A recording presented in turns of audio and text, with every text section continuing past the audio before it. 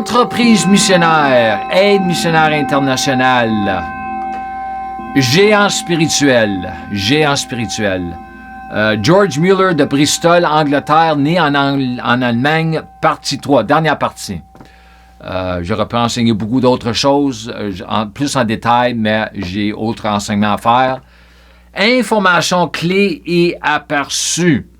Alors, George Mueller est devenu une légende dans sa propre génération. Ça, c'est très important pour l'Église, ça. Très important. Nous devons devenir une légende dans notre propre génération. Simplement par la prière et la foi, sans demander à personne, George Mueller a été autorisé par Dieu. Pourquoi? Ériger 5 grandes maisons orphelines, abriter plus de 10 000 orphelins, faire circuler 109 millions de livres et dépliants concernant la Bible, faire circuler 279 000 Bibles et 1 444 000 Nouveaux Testaments. Il a créé ou aidé 117 écoles dans 10 pays différents, parcouru 200 000 milles par mer et par terre. Dans ce temps-là, il y avait seulement des navires, il n'y avait pas d'avions, il n'y avait pas de véhicules comme nous avons aujourd'hui. Il y avait peut-être des vieux véhicules, mais c'était pas comme qu'est-ce qu'on a, des Hummers, puis tout cela aujourd'hui, des 4x4, on appelle ça des 4-wheel drive. Prêcher dans 42 pays sur 5 continents sans jamais avoir le mal de mer lors de ses voyages missionnaires, surtout sur l'eau. Et aussi, il a vraiment aidé avec beaucoup de missions. Il y a des missions d'appui et bien plus encore. Mais ça, c'est vraiment les grandes œuvres qu'il a vraiment faites. Alors, je ne rentre pas dans le détail dans cela. Ici, j'ai marqué « L'étonnement en jeu de sa vie ne réside pas dans ce qu'il a fait, mais dans la manière dont il l'a accompli. Il a opéré par la foi. » Alors, s'appuyant uniquement sur Dieu pour répondre à tous ses besoins et à ceux du ministère qu'il a fondé, ou que Dieu a fondé à travers de lui, il a refusé de parler de ses besoins à qui que ce soit, ne les mentionnant qu'à Dieu en privé. Ça, c'est moi ça. Alors ici, j'ai marqué, contrairement à de nombreux ministères de la foi que nous avons aujourd'hui, tout cela a été accompli sans appel de fonds, technologie moderne, programmation par satellite, des croisades motivées par l'émotion, publi-postage de masse, le téléthon, réveil de l'attente, télémarketing. Du tout. Complètement sur Dieu. La plupart de ces choses-là n'existaient pas dans ce temps-là, mais je pense que s'ils existaient, ils ne s'en seraient pas servis de ces choses-là. Le témoignage de George Mueller est un pur exemple de la grâce de Dieu à travers sa foi en la grâce de Dieu. Alors ici, j'ai marqué « grâce salvatrice »,« saving faith »,« saving grace ». Grâce pour le salut de l'enfer, grâce pour la guérison, grâce pour la provision et grâce pour la délivrance. Beaucoup dans tout cela. Je n'ai pas le temps d'épacter tout cela. Ça, c'est pour d'autres enseignements que je vais faire. Alors, regardons des versets clés et notes sur le sujet de la grâce. Alors, commençons avec 1 Corinthiens 15, 10. Ça, le Seigneur m'a donné ce verset-là des années passées. J'étais avec un frère, je faisais partie d'une église ici à Oshawa, et le frère était un peu plus vieux. Moi, son nom, c'était Paul. Moi, je l'appelais l'apôtre Paul parce qu'il était vraiment évangéliste. Il allait beaucoup de places. Ici, dans la ville, il délivrait des tracts, on appelle ça des tracts. Et on parlait un peu, il était venu me voir, c'était un dimanche, et on parlait, puis là, finalement, j'ai dit, il faut que j'aille me reposer. Je pris une couple d'heures avant que j'aie délivré mes petits feuillets de maison en maison. Et il m'a dit, « Oh, je suis content, j'ai pas besoin de prier autant que toi. » En tout cas, j'ai été pour entrer dans la maison, et le moment où j'ai été pour entrer dans la maison, le Seigneur m'a donné ce verset-là. « Mais par la grâce, pour m'encourager, mais par la grâce de Dieu, je suis ce que je suis. Bien, moi, la prière, tout ça, tout ce que je fais, je le fais par la grâce. Peut-être pas tout, mais en tout cas. Et sa grâce envers moi n'a pas été trouvée en vain, infructueuse et sans effet. En fait, j'ai travaillé plus dur que tous les apôtres, mais si ce n'était pas vraiment moi, mais la grâce de Dieu qui était avec moi. Alors ici, j'ai marqué grâce. Le mot grâce, ça couvre beaucoup de choses. Le lieu appelé terminé, place called done, donné gratuitement, travail fini à la croix, vérité positionnelle, réalité de la nouvelle création. Tout le mot grâce. Regardons 2 Corinthiens 8-9. Car vous connaissez de plus en plus et reconnaissez de plus en plus fortement et clairement la grâce de notre Seigneur Jésus-Christ, en quoi qu'il fut si très riche, mais à cause de vous, il est devenu si très pauvre, ça c'est à la croix ça, afin que par sa pauvreté vous puissiez vous enrichir abondamment pourvu. Alors ça c'est un verset que le Seigneur m'avait donné en 1999. Pour m'encourager. Dans ce temps-là, je n'avais aucune idée ce qu'il parlait.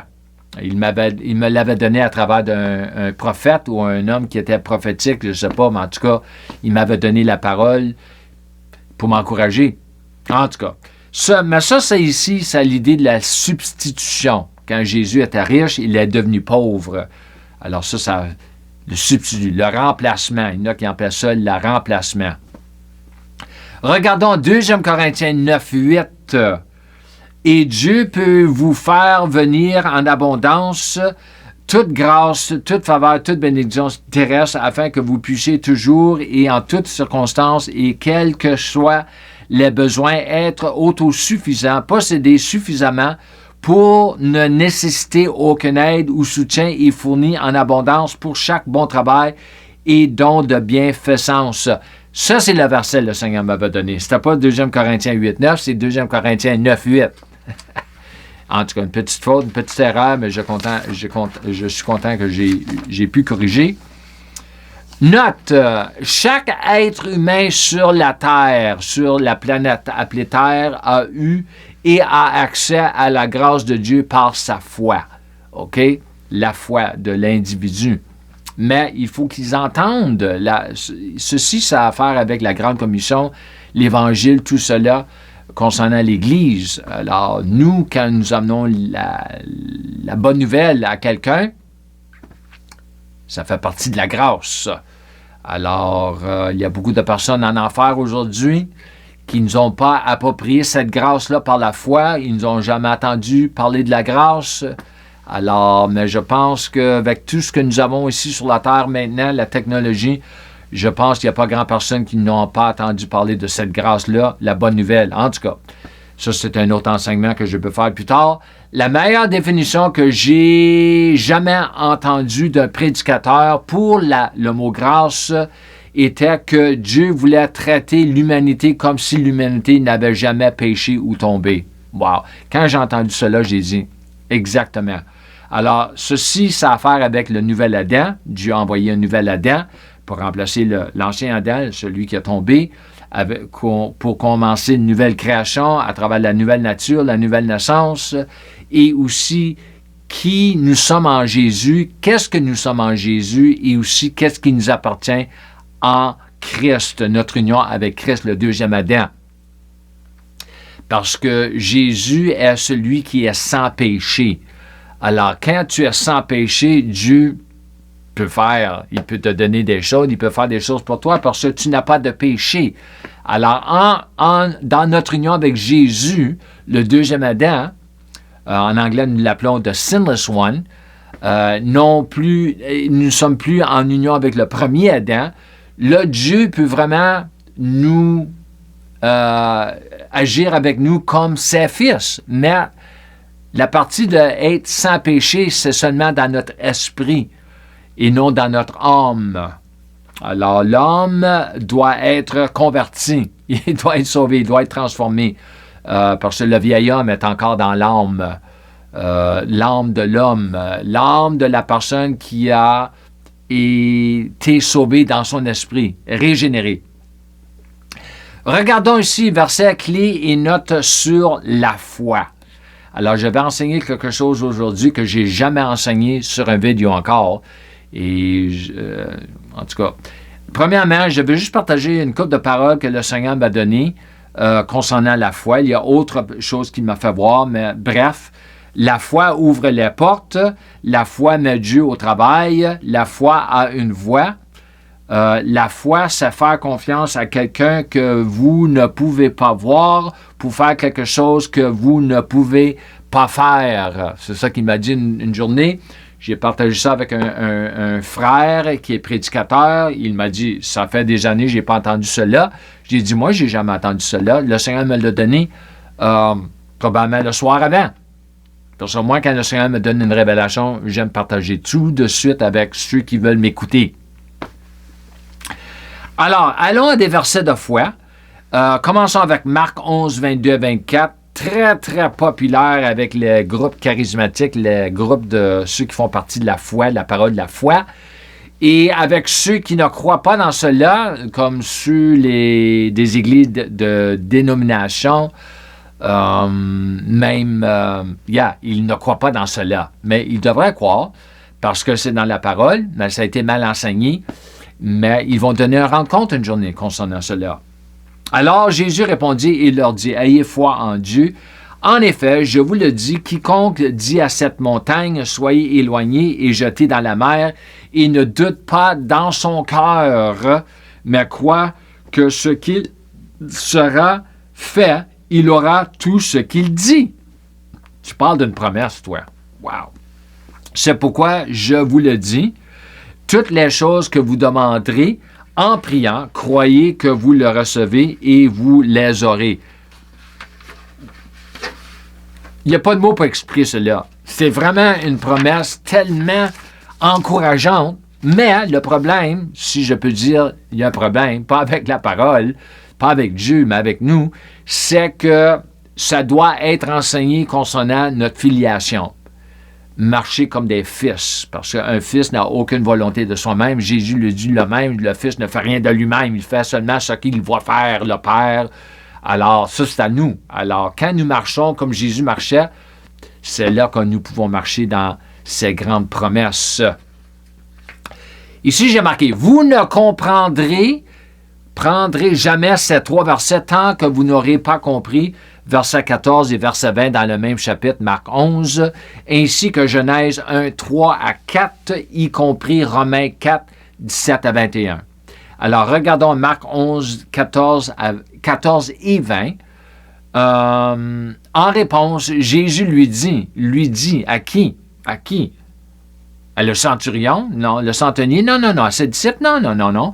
Au figuier. Que personne ne mange plus jamais de tes fruits. Et ses disciples l'entendirent. Le matin, en passant, verset 20, le matin, en passant, ils virent le figuier desséché jusqu'aux racines. Ils virent ce que Jésus avait dit. Ils ont entendu, mais ils ont vu les résultats. Alors, le Seigneur m'a fait voir tout cela des années passées en contexte avec la Genèse, qui est la fondation de tout cela, la marche de la foi et tout autre chose. Genèse 1, 3, 4. 3. Alors, Dieu dit que la lumière soit et il y avait de la lumière. 4. Et Dieu vit la lumière, qu'elle était bonne, et Dieu sépara la lumière des ténèbres. Alors, nous avons le mot dit et nous avons le mot vu. La même chose dans Marc 11. Alors ici, j'ai marqué aussi, le Seigneur m'a donné Romains 4, 17b afin de comprendre Marc 11, 23. Laissez-moi lire Marc 11, 23 avec Romains 4. Alors, ensuite, nous allons regarder à Romains 4, 17 à 21. Car assurément, je vous le dis, quiconque appelle les choses qui n'existent pas comme s'ils existaient, et ne doute point de tout dans son cœur, mais croit que les choses qu'il dit, qu'il appelle, se feront exister pour lui. Il aura tout ce qu'il dit, tout ce qu'il croit. C'est comme ça, le Seigneur me l'a fait voir. Allons à Romains 4, 17 à 21. Comme il est écrit, je t'ai établi père d'une multitude de nations, en présence de celui en qui il a cru, Dieu qui donne la vie aux morts et appelle les choses qui n'existent pas comme si elles existaient. 18. Qui, contrairement à l'espérance, crut dans l'espérance, de sorte qu'il devint le père d'une multitude de nations, selon ce qui avait été dit, ainsi sera ta postérité. 19. Et n'étant faible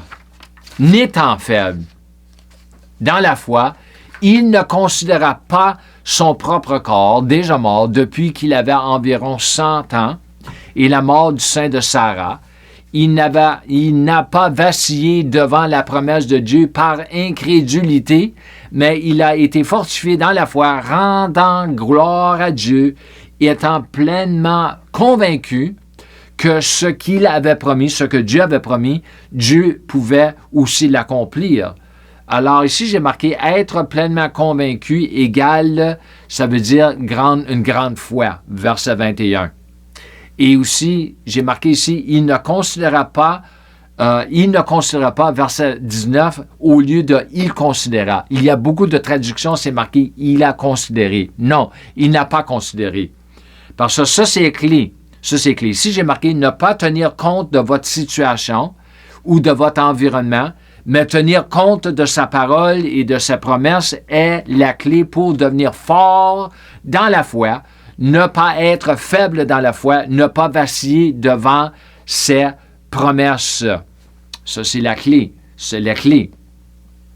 Ici, j'ai marqué « George Mueller était reconnu pour avoir accompli beaucoup de choses, de grandes choses au cours de sa vie en tant que chrétien, mais surtout, il était connu pour sa foi. C'est pour ça que j'ai fallu enseigner sur la foi, qui était exactement la façon dont il a accompli beaucoup de choses pour le royaume de Dieu. Si vous voulez accomplir de grandes choses pour le royaume de Dieu, marchez par la foi. Yeah. Il y a des années, j'avais entendu ou lu, même plus récemment, de quelqu'un que George Mueller avait opéré dans le don de la foi, qui est trouvé dans 1 Corinthiens 12, 9. Mais dans l'ensemble, c'est très trompeur et pas vrai. Je ne dis pas que George n'a pas opéré du tout dans le don de la foi, mais la raison que George Mueller était reconnu pour sa foi, c'était parce que, j'ai marqué ici, entrer dans la parole tous les jours, pendant des heures par jour, jusqu'à ce que la parole pénètre en vous. C'est ça qu'il a fait. Il était dans la parole chaque jour. Je pense qu'il passait 7 heures par jour dans la parole, la prière. Et moi, ça c'est ma vie, ça aussi. Même plus que 7 heures. Alors, je vous remercie pour votre temps. Et en tout cas, nous allons avancer avec autre vidéo concernant le géant spirituel, avec un autre géant spirituel. Je ne sais pas qui je vais enseigner sur, mais en tout cas, je vous encourage de marcher non seulement dans la plénitude de la grâce de Dieu, mais dans la plénitude de la foi de Dieu. Shalom et Amen.